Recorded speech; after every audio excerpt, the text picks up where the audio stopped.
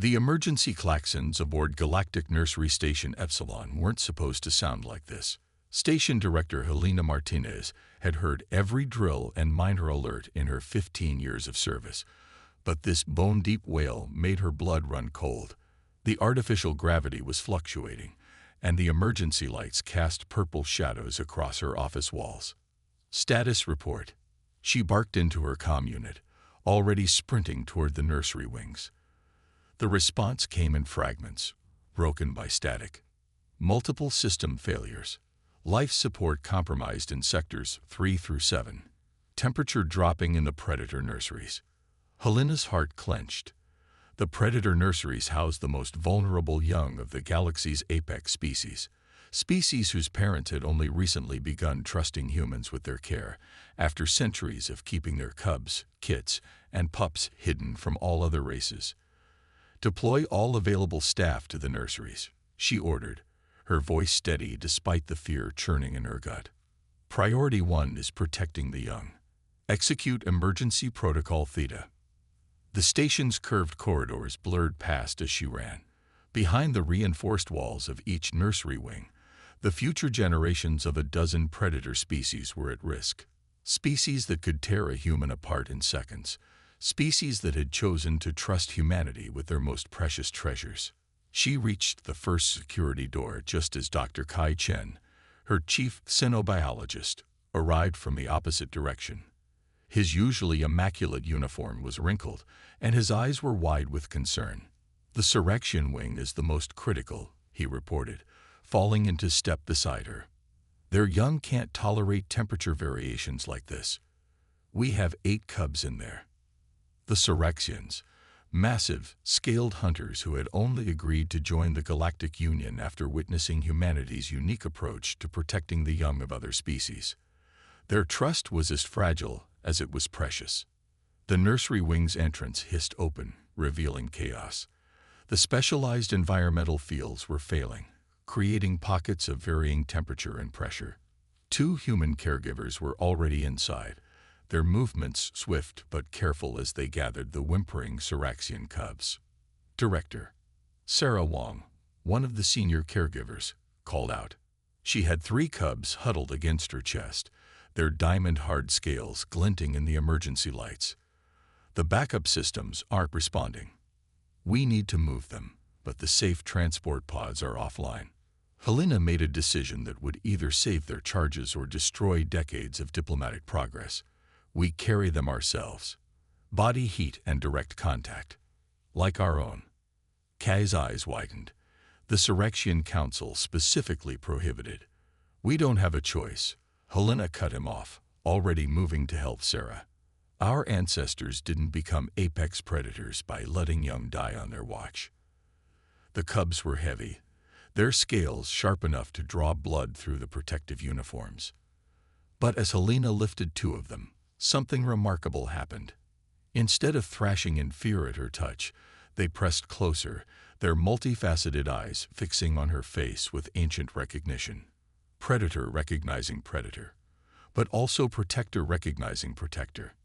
"Move," Helena ordered, and her team responded with the coordinated precision that had made humanity the galaxy's most trusted guardians. They formed a tight group, each adult carrying multiple cubs, using their bodies to shield their charges from the failing environment. The journey to the emergency shelter felt endless. The station's superstructure groaned around them, and twice the gravity failed completely. But the humans compensated instinctively, their bodies remembering movements their ancestors had used to protect their young while crossing ancient savannas. When they finally reached the shelter, they found other teams arriving with young from different species. Arctic wolf-like frost hunter pups alongside the chitinous larvae of the hive stalkers. Each human moved with the same focused intensity, their bodies between their charges and any potential threat. Helena's comm unit crackled. "Director, Surrection warship approaching. They're demanding explanations." She looked down at the cubs in her arms, now sleeping peacefully despite the crisis around them. One had wrapped its prehensile tail around her wrist in a grip that would leave marks. Marks she would wear proudly when explaining to their parents. "Let them come," she said softly. "They'll find their children safe, protected by the only other predator species in known space that evolved to be guardians first." The emergency lights continued to pulse, and somewhere in the station's guts, systems continued to fail. But in the shelter, surrounded by the soft sounds of sleeping young from a dozen deadly species, Helena felt an ancient pride. This was what her species had been preparing for since they first gathered around fires on the African plains, the moment when being the galaxy's most dangerous protectors meant being its most trusted caretakers. The Syraxian warship would arrive to find their cubs not just alive, but thriving under human care. And perhaps they would finally understand why evolution had shaped humanity into something unique. Predators who had turned their hunting instincts into an unshakable drive to protect. In the shelter's dim light, Helena began to plan their next moves. The station's failures weren't random, couldn't be random. Someone or something had targeted these specific systems, these specific nurseries, and they were about to learn why threatening the young under human protection was the gravest mistake any species could make. The real crisis was just beginning, but humanity was ready. They always had been. Supreme War Leader Kexar of the Syraxian Empire stood motionless on the bridge of his flagship, his scaled hide rippling with barely contained rage as he watched the approaching station through the view screen. Behind him, his crew maintained a tense silence, their claws clicking nervously against their control panels. The station's external lights flickered erratically, confirming the reports of massive system failures. Somewhere inside that failing structure were his people's cubs, 8 of their most precious young, whose parents had only reluctantly agreed to this experimental program of interspecies care.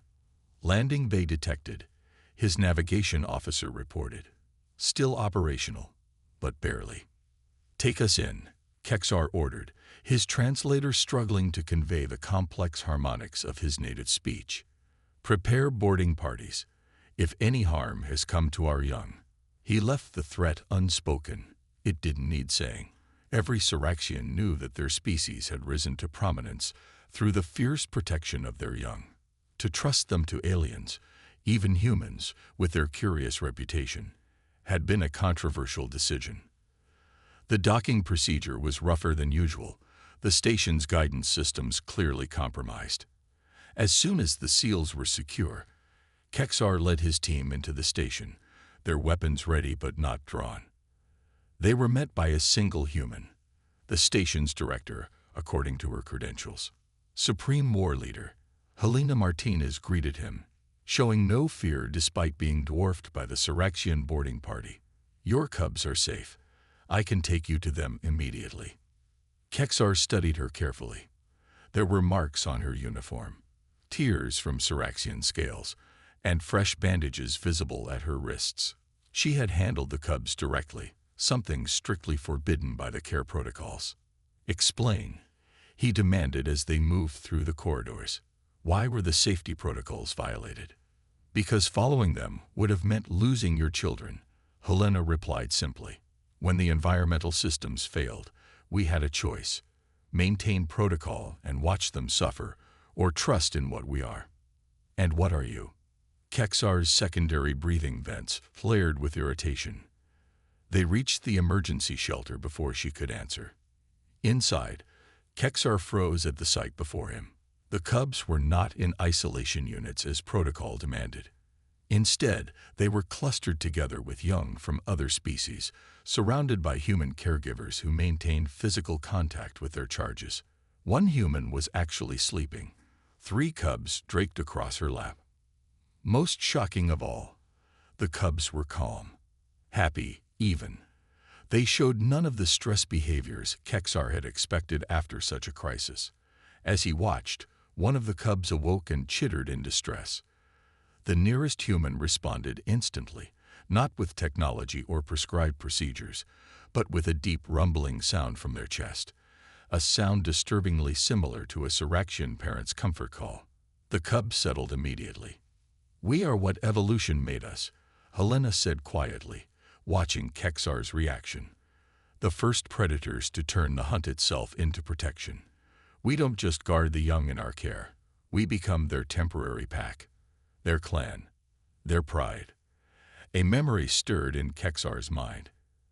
Ancient texts speaking of his own species' early days, when the greatest hunters had been those who protected the largest groups of cubs, not those who made the most kills. Director Martinez, a new voice called. A human male approached, his uniform marking him as security chief. We found something. The system failures. They weren't random. We're detecting quantum signature traces in the affected systems. Someone used banned technology to target specific facilities. Kexar's combat instincts flared. An attack? On cubs. The concept was almost incomprehensible. Even in the bloodiest wars of Syraxian history, nurseries had been sacrosanct. Yes, Helena's voice had changed, carrying a new edge that made Kexar's warrior instincts take notice. And whoever did it is about to learn something about humans that most species never have to discover. And what is that? That the same instincts that make us such good caregivers make us absolutely relentless when hunting those who threaten our charges. She turned to face him fully. Supreme War Leader, I believe we have a common cause. Someone targeted your cubs, along with the young of every major predator species in this sector. They didn't just attack our station. They attacked our pack. Kexar looked again at the cubs, at the humans who had risked their lives and violated every protocol to protect them. He recognized the look in their eyes now. It was the same one he saw in his warriors before battle. The hunt was on. Tell me everything you found, he said, and then we will hunt together. As his warriors spread out to secure the station and begin the investigation, Kexar realized that he was witnessing something his people had long forgotten. The humans hadn't suppressed or transcended their predatory nature. They had refined it, turned it into something both gentler and more dangerous than his people had imagined possible. The real question was, who would be the prey? The station's main conference room had never hosted such a gathering. Representatives from 7 of the galaxy's most dangerous species sat around the table, their differences striking but their shared purpose evident in their focused attention.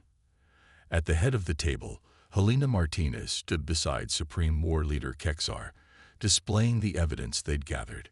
The quantum signatures we detected are consistent with void tech, Dr. Chen explained, his holographic displays showing energy patterns that pulsed with an unsettling rhythm, specifically designed to disrupt our environmental systems and target life support in the nursery sections. A low growl emerged from Maxtall, the frost hunter alpha. Her white fur bristled as she studied the data. Only 3 species have access to such technology, and only one has opposed the integration of predator species into the Galactic Union. The Harmony Collective, Helena nodded, a species that evolved from herd prey, who believe that predator species are too dangerous to be allowed full participation in galactic society.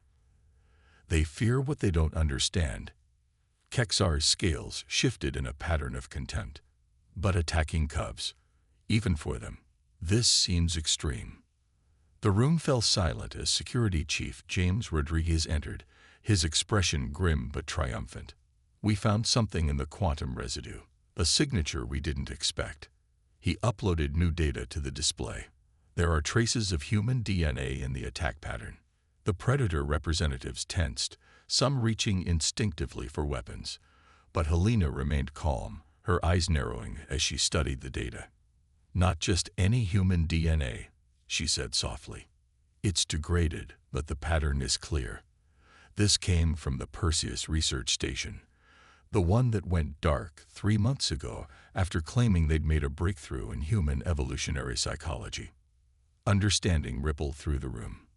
The Perseus incident had been written off as a tragic accident, a station lost to space's many hazards. But now, they were taken, Rodriguez continued. The Harmony Collective didn't just want their research. They wanted to understand what makes humans different, why we can bond with predator species in ways they never could. A harsh laugh came from the Hive Stalker representative, their mandibles clicking. They seek to understand protection through dissection. Typical prey thinking. No, Helena's voice carried a new weight. They're trying to weaponize it. Turn our protective instincts into something they can control. Use our own evolution against us, and against all of you. The revelation hit the room like a physical force. The idea that humanity's unique traits could be twisted into a weapon against the very species they had sworn to protect was abhorrent. The attack on this station wasn't just about hurting our young, Kexar realized. It was a test. They wanted to see how humans would react under extreme stress while protecting predator cubs. And now they know. Helena's smile was all teeth. They know exactly what they've awakened. Every human in this sector will be hunting them now. Not for revenge, for protection, because they threatened our pack. The predator representatives exchanged looks. They had all evolved from different worlds, followed different paths to sentience, but they all understood pack loyalty, territory, the drive to protect what was theirs. The Harmony Collective believes that predator species can't work together. Naxtal stood, her massive form casting shadows. That our instincts will always drive us to compete rather than cooperate. Let us prove them wrong. One by one, the others stood.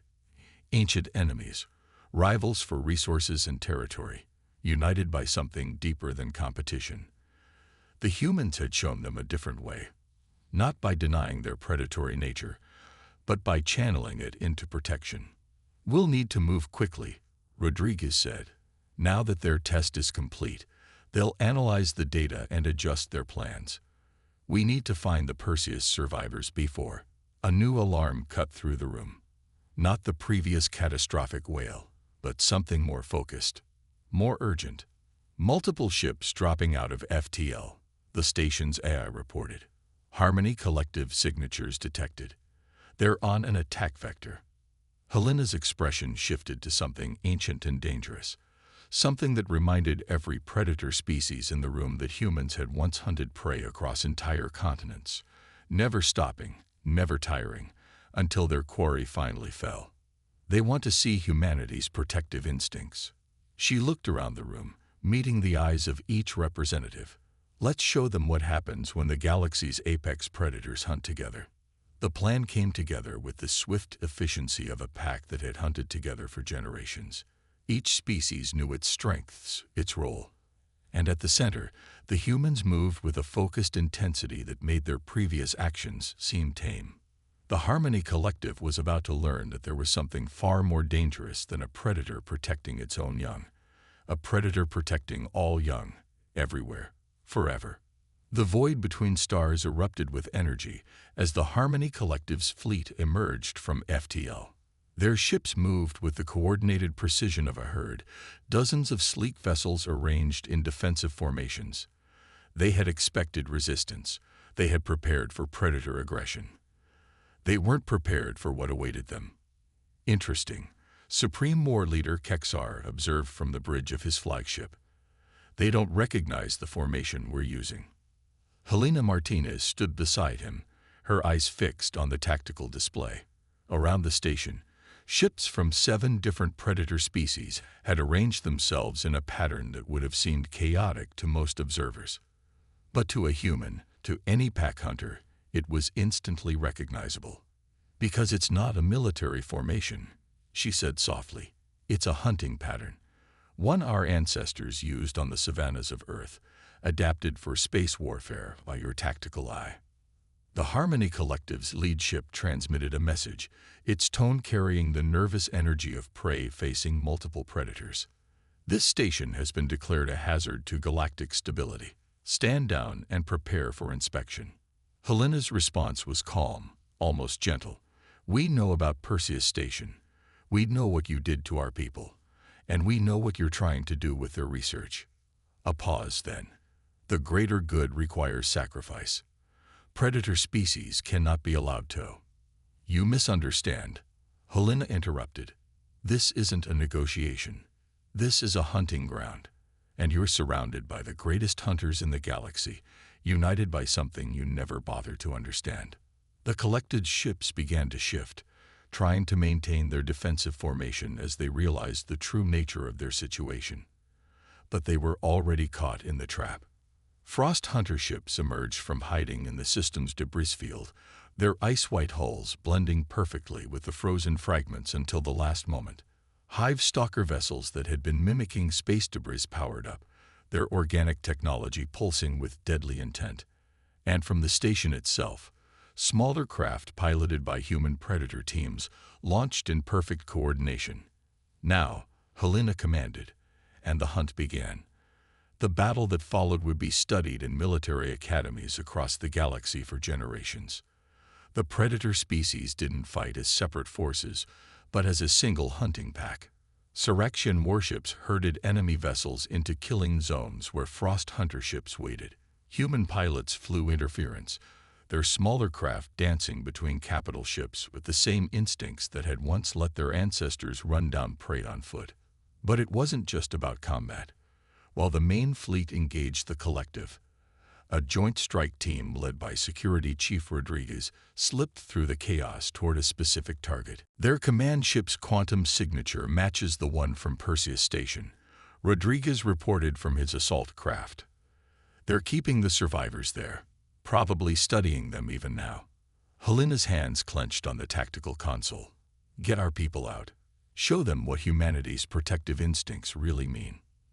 The strike team's approach was a masterpiece of coordinated hunting. Hive stalker boarders used their natural camouflage to create diversions. Surrection warriors provided heavy combat support. And at the center, human operators moved with the focused determination of parents reaching for endangered children. They found the Perseus survivors in laboratories deep within the collective ship. The scenes there would give even hardened warriors nightmares. But more importantly, they found proof. Evidence of the collective's true plans, their attempts to isolate and weaponize the neurological patterns that made humans such effective caregivers. They wanted to turn it off. One of the rescued scientists managed to explain, her voice hoarse. Find a way to suppress the protective instincts in all predator species. Make us more manageable. The irony wasn't lost on anyone. In trying to make predator species less dangerous, the collective had created something far more threatening. A unified pack of the galaxy's deadliest hunters, brought together by their shared drive to protect. As the battle wound down, with the remaining collective ships either captured or retreating in disarray, Helena received a priority message from the station. Dr. Chen's voice was excited, almost disbelieving. Director, you need to see this. The Cubs, during the battle, when they sensed the danger, they're displaying pack-bonding behaviors, not just with their own species, but across species lines, including with the human caregivers. Helena looked at Kexar, seeing the same understanding dawn in his alien features. The collective had feared predator species working together, had tried to prevent it through manipulation and force. But in doing so, they had catalyzed exactly what they feared, and proved that protection, not aggression, was the true strength of predator evolution. Send the data to all member worlds, Helena ordered. Show them what happens when you try to suppress what evolution spent millions of years perfecting. Show them what happens when you threaten a human's pack. The stars seemed brighter somehow as the predator fleet regrouped around the station, their ships moving in patterns that spoke of trust and coordination that would have seemed impossible just days before. They had come together to protect their young, but they had found something more. A new way of existing in the galaxy, where ancient hunting instincts served the cause of protection rather than destruction. And at the center of it all, watching over cubs of a dozen species who would grow up knowing the strength of unity rather than the fear of division, humanity stood guard. They were no longer just caregivers or protectors. They had become something new. Something that combined the best aspects of predator and protector, hunter and guardian. They had become evolution's answer to an age-old question. What happens when you take a predator's instincts and give them something worth protecting? 3 months after the Battle of Nursery Station Epsilon, the Galactic Council chambers were filled to capacity. Representatives from every spacefaring species had gathered to witness something unprecedented: the formation of the Interstellar Protection Accord. Helena Martinez stood before the assembled delegates, her formal uniform decorated with symbols from 7 different predator species, gifts from allies who now considered her pack. Behind her, a holoscreen showed live feeds from nurseries across the galaxy, where cubs, pups, and young of all species played together under the watchful eyes of mixed-species caretaker teams. "The Harmony Collective's leadership will face justice for their crimes," she began, her voice carrying to every corner of the vast chamber. But their actions, horrible as they were, revealed something important, something that evolution has been trying to tell us since we first looked up at the stars. The chamber quieted as she continued, even the typically restless representatives of the energy-based species growing still. They believed that predator species could never truly cooperate, that our instincts would always drive us toward violence.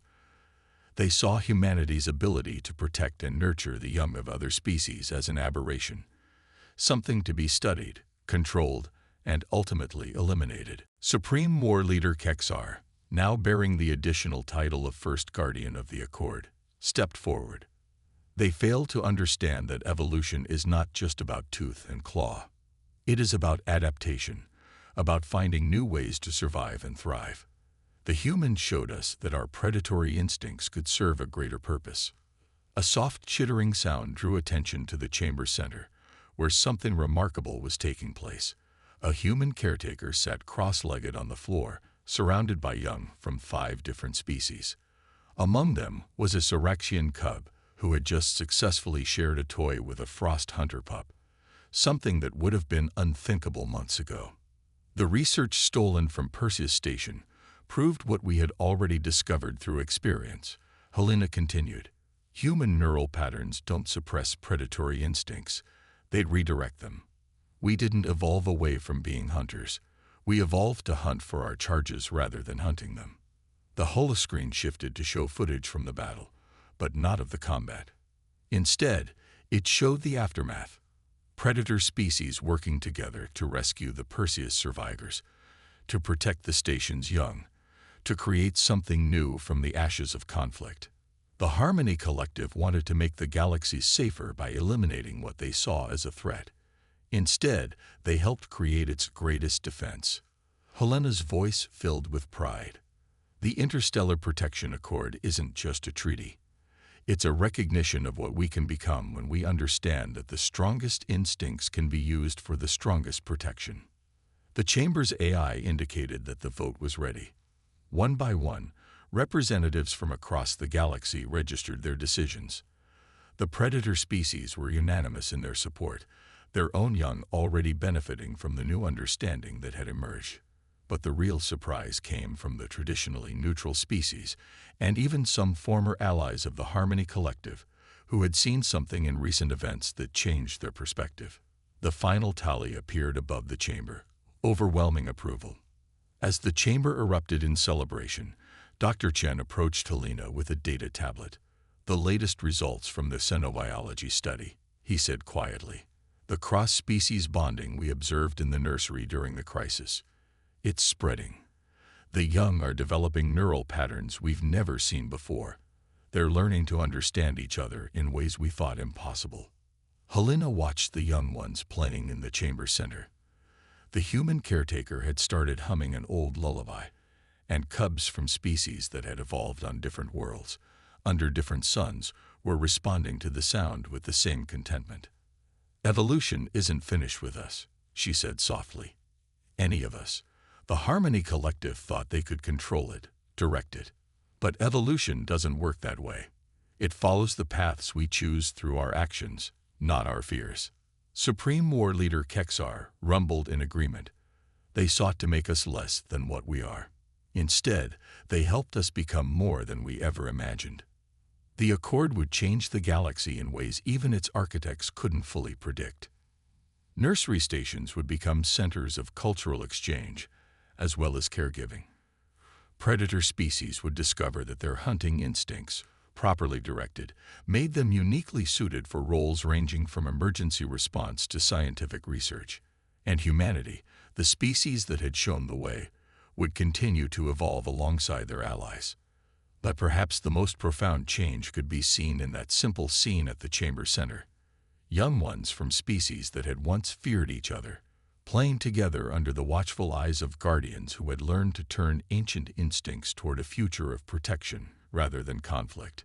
It was, Helena reflected, exactly what evolution had been preparing humanity for all along. Not to suppress their predatory nature, but to perfect it. Not to deny their hunting instincts, but to give them their truest, most noble purpose. They had become what their ancestors could only dream of, protectors not just of their own, but of all who needed protection. Hunters not of the weak, but of those who would harm the weak. Guardians not by denial of their nature, but by its fullest expression. The stars themselves seemed to shine brighter that day, as if in recognition that evolution had finally achieved one of its greatest works: the transformation of the galaxy's deadliest predators into its most dedicated protectors. And in nurseries across the galaxy, young ones of all species slept peacefully, guarded by beings who had learned that the strongest hunters make the gentlest guardians, and that the fiercest instincts, properly directed, become the surest shield.